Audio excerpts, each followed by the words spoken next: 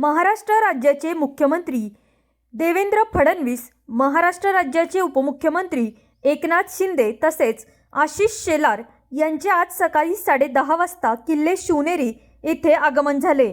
यावेळी उपस्थित मान्यवर व नागरिकांनी त्यांचे उत्साहपूर्ण स्वागत केले।